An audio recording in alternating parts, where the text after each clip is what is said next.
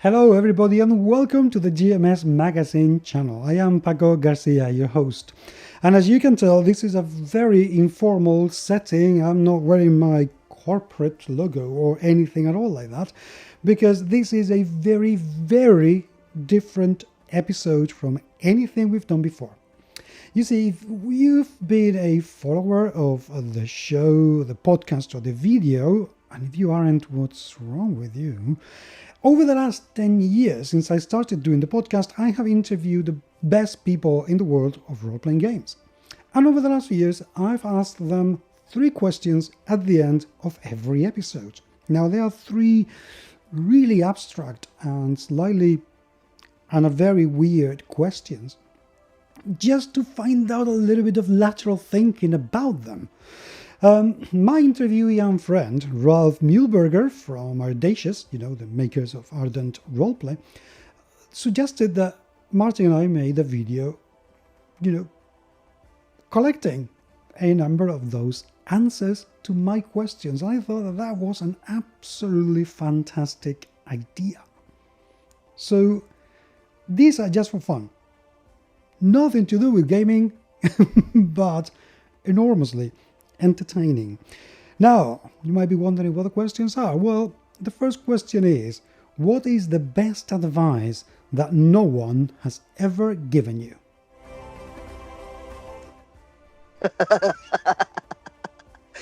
Oh, yeah, that's, I've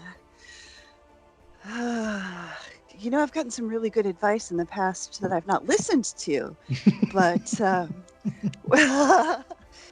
Ooh. Best advice that no one ever gave me. So I had to learn it the hard way on my own. Oh, heck. Yeah. Neil Gaiman struggled with that one, by the way. Wow. Oh, heck. I think so literally nobody would ever have advised me to do what I did in university, which was largely ignore my studies in favor of getting really involved with the role-playing society and, getting involved in the committee on that, helping to running the convention and being super active in that and just spending all of my time gaming and with gamers. So nobody would ever have given me that advice to do that. Okay. But I did it anyway, and it turns out it was totally the right thing to do. Who knew? Preparation and luck are both necessary. Okay, that's a very good one.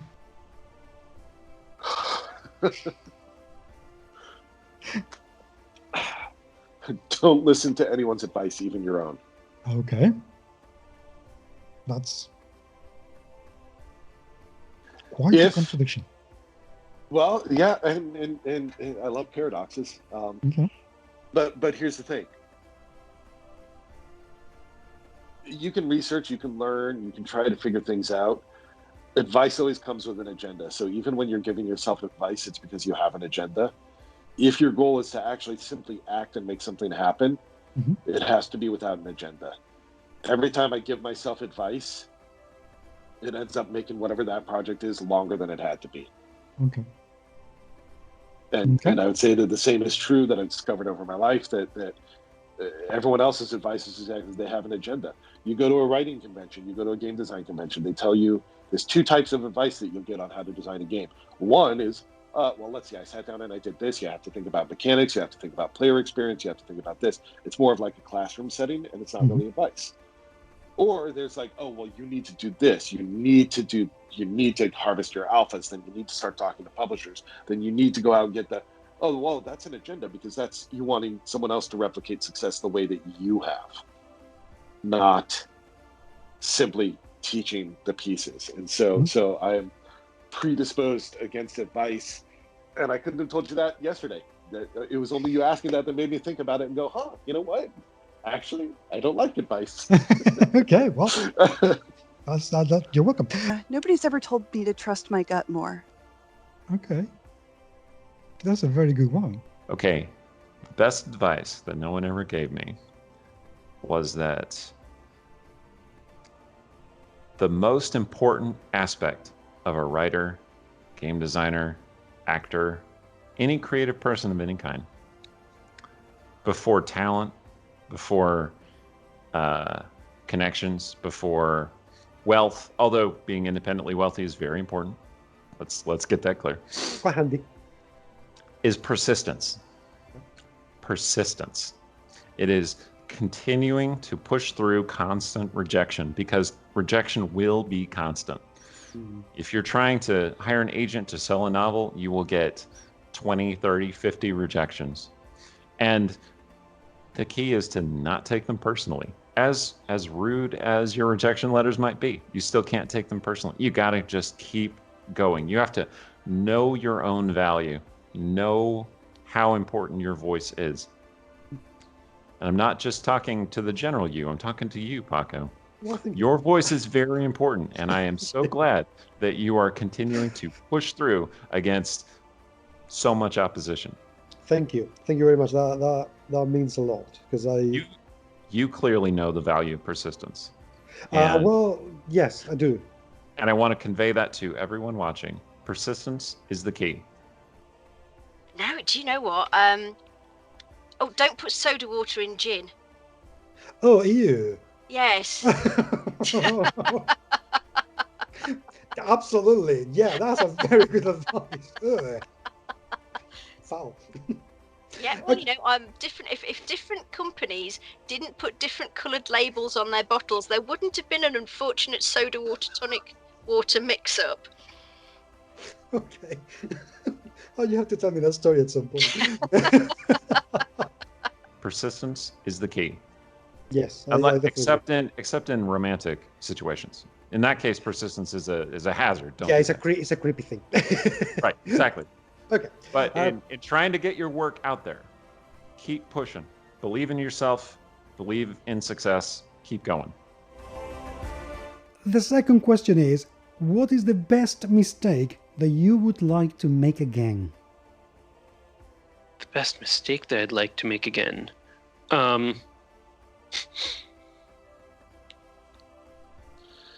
Wow. Okay, so that's a cool one. Gosh, it's been a long life. There's been quite a few, actually. Oh man, the best mistake I would like to repeat again. Ooh. Man, Paco, you come up with difficult questions.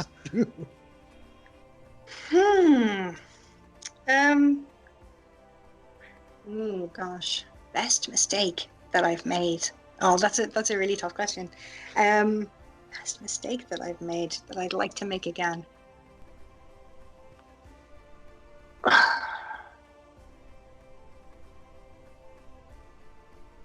You know, silence is the worst thing for a podcast, but it's actually a really good question that requires a lot of deep thought.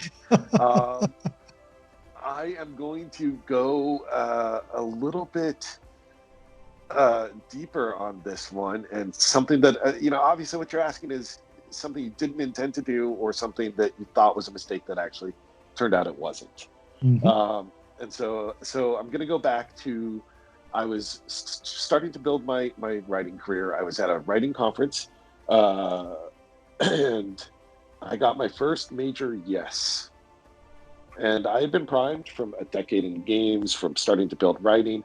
I'm primed to know. We all are. As creatives are this day and age, we are primed to the word no. Mm-hmm. We can take no. We're like, oh, yeah. Of course you'd say no. That just means go back and try harder, take it to the next level, redesign, whatever I've got to do. I'm going to keep doing it. Maybe I'll go crowdsource, whatever. The first time you hear yes, it's a world shaker. And I had a reputation. I was really big in the indie crowd. I helped other people organize. I was really proactively a leader. Mm-hmm. And I thought it was a mistake at the time, but I couldn't hold back. And so I ended up isolating myself in the hallway, because after that first yes, I was crying. It shook me so deeply to get a yes, I want to publish your book. I want to publish your novel. from a real publishing house in the real release, right? That I ended up crying out in the hallway, and it was that actually led to this book, because that was when Eric Flint noticed me. Well. So that's an amazing story. So yeah, at the time I thought it was a mistake. I just couldn't hold it back, so I tried to go hide, and yeah. I would love to make the mistake of quitting my job, moving to the other side of the country to join a startup I had no business in. Okay. That was my time at Early White Wolf. I had no business being there. None of us had any business being there when we were children, but it was a terrible mistake and learning experience. Except that it was so good for me, and I learned so much that put me on the right path. So, in middle age, I've been considering making some similar middle-aged mistakes. Well, the best mistake for me on a personal level is one that I don't think I can make again, and that was nearly failing organic chemistry in undergrad. Okay. That got me off of the medicine path and onto law, and I would not have been a good doctor, let me tell you. Why not? You sound like a good enough guy. Yeah, I mean, personality-wise maybe, but I hated biology and I hated chemistry, and I hear doctors kind of need those things. Yeah, at some level, I think it comes handy to understand, how living things work. So yes, a little bit. Okay. A lot of my mistakes have been like learning opportunities, and I'm glad that they happened, but I would never want them to happen again. Although I have to say, and I instantly think of the Hawkins papers for the Dracula dossier when I think of that. But actually, it was really enjoyable to create all of the props and things. So even though it was a really big mistake, and I wouldn't want to do it again, and I'm certainly, going to make sure that I never make that mistake again, I wouldn't terribly mind having to do it again. And I keep finding myself like making a lot more kind of prop documents and doing a lot more papercraft and things like that since. So Well, I guess every cloud has a silver lining. And last but not least, the third question is, if you had a time machine and you went back in time and met your 10-year-old self, and you said to your 10-year-old self, do not do this. What is this? Oh, I have had this. I have gone through this scenario in my life, and I've considered the time machine. Okay, but you haven't gone back in time. Okay. I have not. Well, Okay. I'm not supposed to tell. Wow, that was quite an exclusive. Yeah, unfortunately, I already did that, and it led to me not being able to invent the time machine. And so it was a horrible mistake, and I know that I'm capable of inventing a time machine because older me came back and told me not to ride that bicycle that day and get attacked by the German Shepherd. But when that happened, apparently that led to me inventing the time machine because I just have not been able to figure out time travel since. It's horrible. Damn it. You are your worst enemy. Apparently. See, advice. I shouldn't have listened to my advice. Absolutely. Yet again. Absolutely. From now on, advice is dead. Dead to me. Exactly. Do not get so hung up on not making mistakes. Okay. Do not get so hung up on being perfect because you are very smart and you are very academically gifted and people seem to at least tolerate you and you don't have any enemies. And so you think that life is just going to be perfect and easy all the time.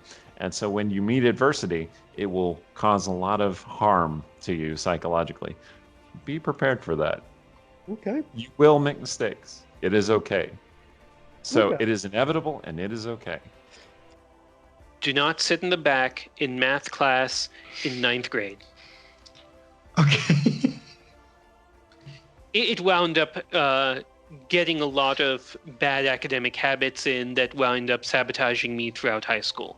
So, nagging feeling that, I could have done better if I hadn't done that but sitting in the back and being out of the teacher's eye meant it was really easy to read a lot of sci-fi and fantasy books from the library, which, don't get me wrong, I loved at the time.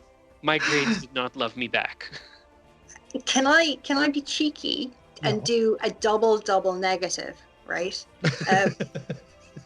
And because there's only one thing that I really kind of, okay, that's not true. I mean, I don't want to say that, but I very deeply regret not learning to drive when I was a teenager. I very deeply regret that now. So I think that what I would say to my 10-year-old self is, look, when you become a teenager, you're going to think you don't need to learn to drive, right? And you don't, but you should, because it's so much easier to learn when you're a teenager than learning when you're much older. So don't not learn to drive, right? Don't delay learning. Good. Don't delay learning to drive. There you go. That's better. That's word grammatically accurate. Yeah. But I have always failed to like pinpoint a thing, because everything I've done has led me to something else that I was so glad to have experienced, even if the thing that led me there was a bad idea or a bad thing. I'm going to say, don't hug that dog that bit you in the face. Like, definitely don't hug that dog. Do you know what? I'm not sure I would. Okay. Because if you're an adherent of the butterfly effect, to be quite honest, yeah, I've made some horrific mistakes in my life. But they've all contributed to make me me. And I've kind of got to that point in my life where I'm mostly okay with that. And if I did anything different, there's a good chance that I wouldn't have met some of the amazing people that I have met. And I wouldn't have had some of the amazing experiences that I have had. And I'm terrible for not wanting to miss things. So, old me would be afraid that if I went back and said that to 10-year-old me, that I'd miss something. And I don't like missing things. I'm ever so nosy. Sorry, I've got a lot of natural curiosity. It's not nosiness, it's natural curiosity. Okay, I probably would tell myself, don't go to speed parties. Or something like that. Actually, maybe don't get drunk on blastaways.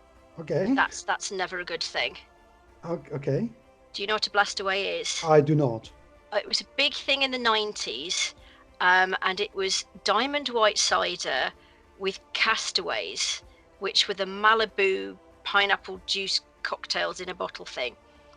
They were lethal. You got very drunk on them. This was all the live role players at Durham University's fault, I hasten to add. Yeah, I don't tend to get hangovers often, but I did the few times I got very, very drunk on those things. Now, I would absolutely love to hear your answers to those questions. So please leave them down there in the show notes, in the comment sections of this video, because I would love to hear what came to your mind when you heard those questions. It would be absolutely fantastic. There'll be more of this, so please do tune in, do subscribe. Let me know what you think, because I would love to hear from you. Thank you very much indeed for being there.